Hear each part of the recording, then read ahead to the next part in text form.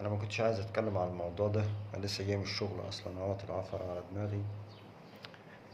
تمام. و بس مش معنى ان انا عايش في فلاحين ان الموضوع ما يخصنيش، ما هي مصر كلها تخصني. تمام. مش معنى ان انا عايش في الريف يعني الموضوع ما يخصنيش. لا، يخصني طبعا. تمام.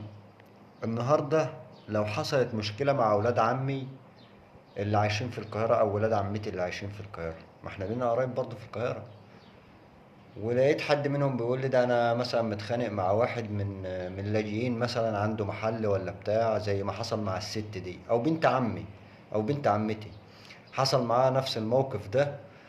وواحد فلسطيني فاتح محل في القاهرة، راح رفع على بنت عمتي انا سكينة.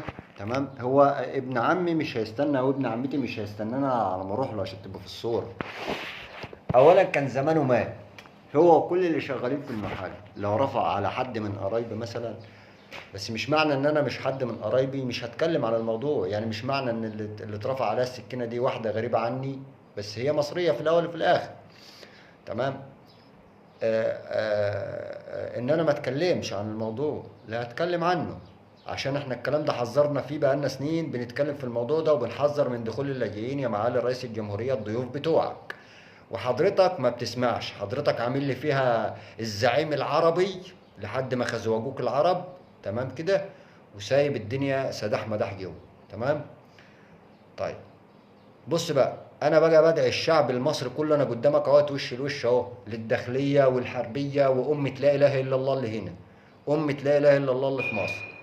انا بدعي كل مواطنين، سكان المدن خصوصا، طبعا الفلاحين محدش هيقدر يقرب منهم ولا حد يتعالى، عشان خاطر بص معلش يعني هيتفعص تحت رجلينا، وهنسد بيه المصارف عشان تبقوا فاهمين. تمام كده. لو الموضوع وصل لكده، لما يحصل الخناقات اللي بتحصل ديت بين اللاجئين وبين المصريين، وسبب اهانة اللاجئين للمصريين، وواحد تاني فلسطيني غزاوي يرفع سكينة على واحدة مصرية، ده موضوع ما يتسكتش عليه. تمام.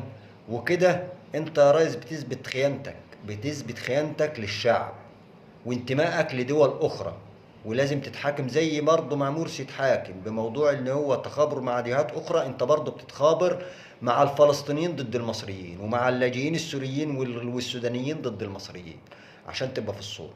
وانا بقى دلوقتي بدعي كل الشعب المصري وخصوصا المدن، خصوصا جميع سكان المدن المصرية اللي زي القاهرة واسكندرية وغيرها، اشتري سلاح يا باشا وشيل سلاح.